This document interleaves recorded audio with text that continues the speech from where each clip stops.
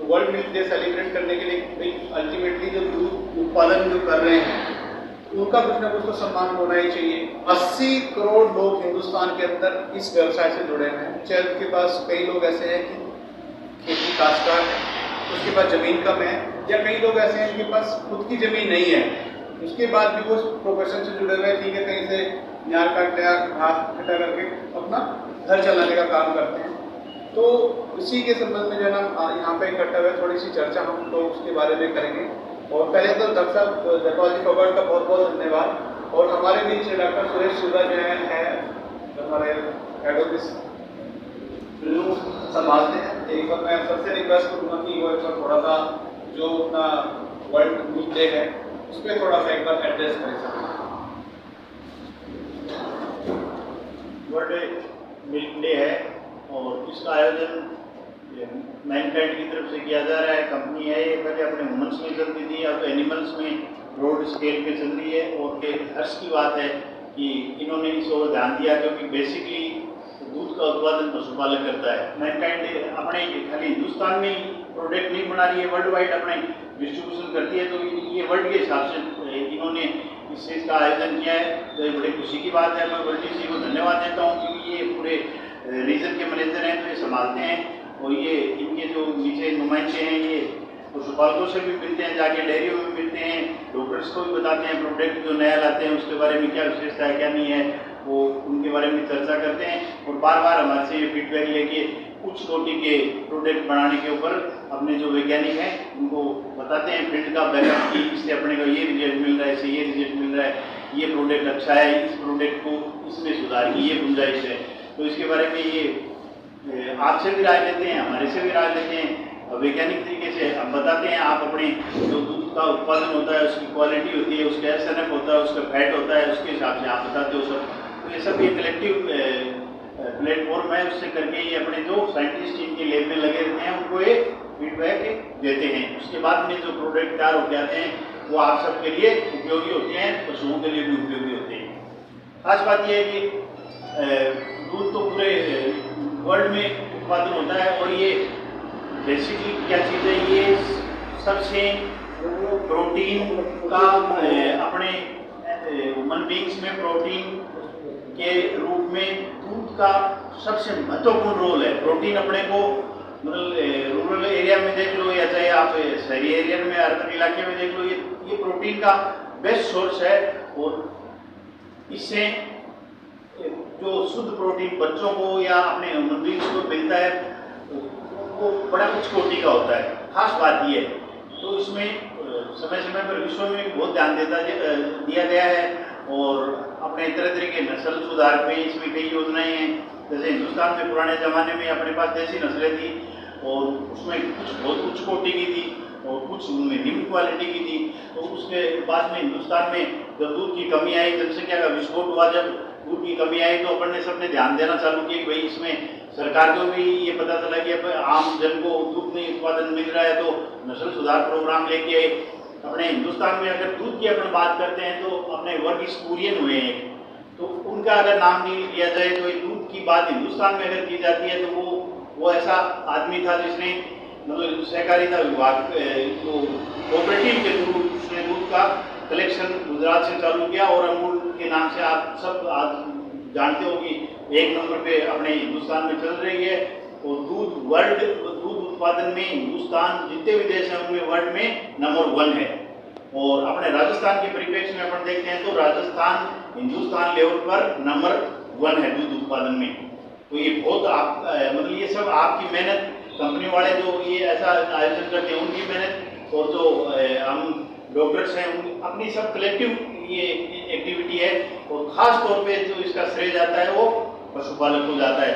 अगर पशुपालक के उच्च श्रेणी के या पशु नहीं रखता है या डेयरिया नहीं रखता है तो ये दूध हमारी सबकी मेहनत बेकार चली जाए। अगर बेसिक जो पशुपालक है अगर वो नहीं रखेगा, वो मेहनत नहीं करेगा, वो उसमें इंटरेस्ट नहीं लेगा तो सब ये मेहनत सबकी बेकार चली जाती है। तो खास तौर पे आप सभी पशुपालकों का बहुत बहुत धन्यवाद है। और बार बार सरकार भी ये ध्यान देती है कि पशुपालकों को पशुओं की चाहे बीमा हो, चाहे उनको नए पशु खरीदने हो, चाहे उनको डेयरी बनानी हो, चाहे उनको इंस्ट्रूमेंट वगैरह जो आपके मिल्किंग मशीन है जो भी खरीदना हो, सरकार आपको बार बार समय समय पर ध्यान देती है कि आपका आर्थिक विकास भी हो, आपके बच्चे भी पढ़ाई भी करें और आपको समय समय पर छात्रवृत्तियाँ वगैरह ये सरकार ध्यान देती रही है। और ख़ास तौर पे जो ये कंपनी इस तरीके का आयोजन करती हैं वो उनका मेन मोटिव ये रहता है कि पशुपालक उच्च क्वालिटी का और हाइजेनिक दूध पैदा करे, जिससे क्या है कि अपने शहरों में मेट्रो सिटीज हैं उनमें आपके दूध की क्वालिटी के हिसाब से आपको पैसे दिया जाए। और अब सरकार क्या है कि अपने जैसे पहले तो दूध की बहुत ज़्यादा भारी कमी थी देश में, तो अपने होलिस्टीन है, जर्सी है, ये कई नस्लें गाय बाहर से अपने नस्ल लेके आए थे। अब क्या है सरकार अब ये अपने दूध का प्रोडक्शन काफ़ी होने लगा है, पशुपालक भी अवेयर हो गए, डेयरियाँ भी बहुत जगह स्थापित होने लगी। अब सरकार ने क्या किया है कि अब सरकार की ब्रीडिंग पॉलिसी है राजस्थान की बेसिकली ये बैकक्रॉस पे चल गए हैं। बैकक्रॉस का मतलब है हमारे पास जो भी सरकारी तौर पे सीमन आता है या सरकार की जो नीति है उसके हिसाब से सीमन आता है, उसमें 25% तो आता है ये अपने क्रॉस ब्रीड का, जैसे एचएफ है, जर्सी है, इनका 75% ये अपने लोकल है, जैसे लोकल में गिर है, अपने थार पारकर है, कांग्रेज है, राठी है, ये इन नस्लों का विकास सरकार की योजना है कि इनसे इनकी ब्रीडिंग जो इनको बैकक्रॉस किया जाए। जैसे 100% अपने एचएफ हो गई तो उनको उनके अगर गिर का या कांग्रेस का या साहिवाल का इनका सीमन लगाया जाए तो पहले 50% अपने उसकी बाकी 50% उसके अपने जो देशी है उसके आ जाएंगे, 50% उससे आधा हो जाएगा। तो ऐसे करके सरकार की योजना है कि उन अपनी देशी नस्लों को मतलब इस तरीके से विकसित किया जाए कि उनकी दूध की क्वालिटी भी अच्छी हो और वो अपने समय पे ब्याई भी। उस टाइम पहले क्या होता था, अपनी जो देशी नस्लें थी पहले के ज़माने में वो 4-4 साल तक वो हिट में नहीं आती थी, गाभण नहीं होती थी, तो उससे पशुपालक को नुकसान होता था। और अब क्या है जो ये अपनी क्रॉस ब्रीड है ये 9 महीने के अंदर पहुँच जाती है। सरकार भी यही सोच रही है कि भाई कैसे करके इनको जो अपनी देशी नस्लें हैं उनको अपग्रेड किया जाए और इनमें जो उन नस्लों में क्वालिटी है उनको विकसित किया जाए, जिसे समय पे हिट में आना, समय पे ज्ञापन होना, समय पे ब्याना और दूध अपने 8-9 किलो देती है तो उसके जगह उसकी दूध की जो इनकी क्वालिटी है 15, 20, 25 तो उस हिसाब से दूध की इम्प्रूवमेंट किया जाए।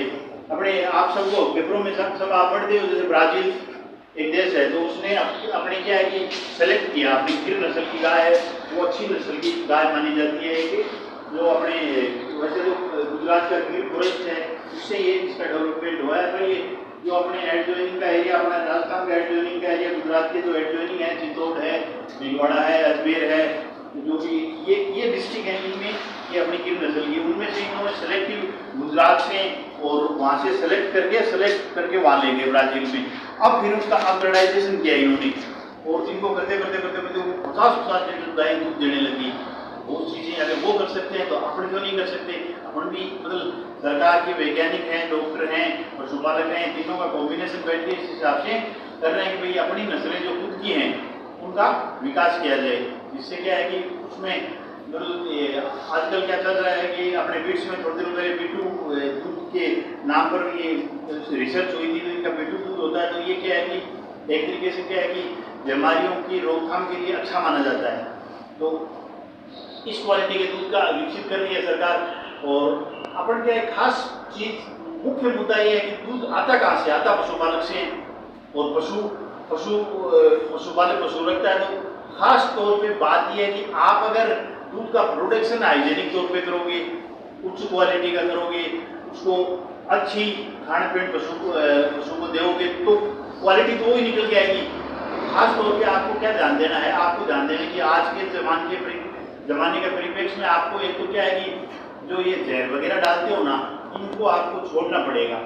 भाई अगर अपनी पशु की और इंसान की जिंदगी को अपन बचा के रखना है, बीमारियों से बचना है, डॉक्टर के इलाज के पैसे बचाने हैं, तो खास तौर पे आपको शुद्ध उसको पशु को आहार देना पड़ेगा।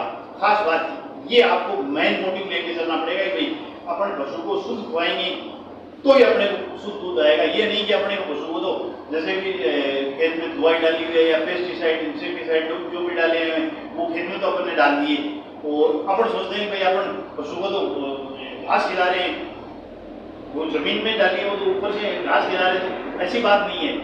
वो पूरा जो भी अपन जमीन में डालेंगे वो पशु के घास में आएगा, और जो घास में आएगा वो पशु खाएगा, पशु खाएगा वो दूध में आएगा, दूध में आएगा जो दूध होगा वो अपन पिएंगे, अपने में आएगी वो बीमारियां। तो वो बीमारियों का असर दिखता कहाँ है? अल्टीमेटली अपने अंदर दिखता है।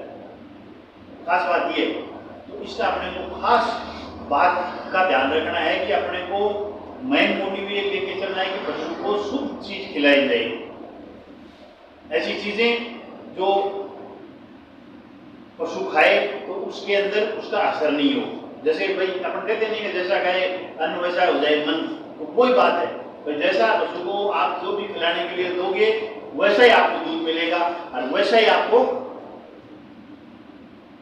खाने के लिए मिलेगा। जो पशु देगा वो अपन खाएंगे तो वो बीमारियों के लक्षण आते जाएंगे। अपने जो ये एरिया है, पंजाब है, गंगानगर है, मानगढ़ है, ये इस एरिया में देखो नहरी पानी आता है तो नहरी पानी में भी क्या हुआ, ये वो वहाँ खेतों में खूब फोके भाव में डालते हैं तो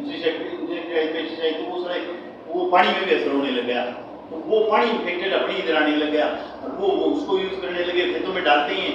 वो बहुत मतलब उस एरिया की बहुत भयानक हालत है, कमोबेश इनफिल्ट्रेट होकर अपनी तरफ ही आ रहे हैं। तो ये अपने को इससे बचाव करना है, अपना एरिया अभी तक बचा हुआ है, इसको सुरक्षित रखना है। और वाटर टेबल नीचे जा रही है, खेती से काम नहीं चलेगा, खेती के लिए पानी नहीं बचेगा, तो अपने को अल्टरनेटिव व्यवस्था अपनानी पड़ेगी। पशुपालक या किसान खेती के ऊपर डिपेंड नहीं रह सकता है, भविष्य में नहीं रह सकता है, क्योंकि पानी की कमी आती जा रही है, वाटर टेबल नीचे जाती जा रही है। अपने चिड़ावा के पहले तो चिड़ावा के उधर की साइड में पानी नीचे था, अब बगड़ तक आ गया पानी नीचे आते ये जो गाँव है ना, इनमें भी नीचे चले गई ट्यूबवेल। और जो नीचे से पानी आता है वो क्या है कि वो रॉक्स वगैरह ऐसा मिनरल वाटर आने लगे, वो पानी ज़्यादा कामयाब नहीं है, वो अपने पीने के लिए भी कामयाब नहीं है और ये खेती के लिए भी, क्योंकि वो पानी हार्ड है तो वो डालेंगे तो वही लक्षण आने लग जाएंगे। तो खास तौर पे सोचने की बात यह है कि एक तो अपने को पानी बचाना है। पानी कैसे बचेगा? पानी अपन जो भी इरिगेशन के जो अपन पहले देखो आप सब जो पुराने आदमी जानते हो, पहले दोरों में देते थे ना, वो कोई दोरा अभी चलता है क्या? नहीं चलता ना बिल्कुल। कारण ही उसका ये है भाई, फुहारे क्यों आए कि वो कम पानी में फसल का सिंचाव हो जाए।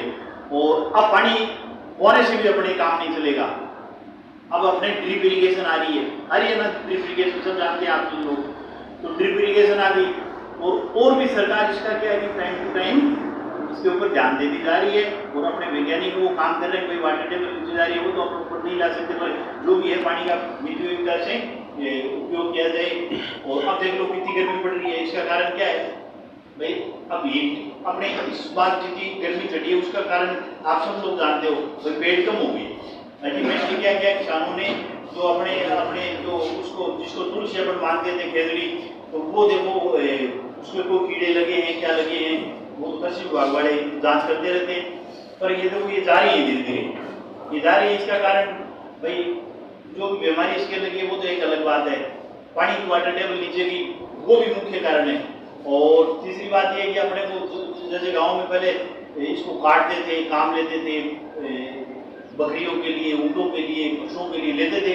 अब ये क्या है कि अब इसको काटने कोई नहीं जाता है, वो जाता है तो पहले अपने गांव में अपन देखते नहीं थे कि सिर पे लूंग लेके 50 आदमी तो आते थे, नहीं आते थे लेके आते थे, वो बरोटी बांध के लाता है बरोटी बांध की। वो कभी आप देख रहे हो क्या कोई लाता है क्या?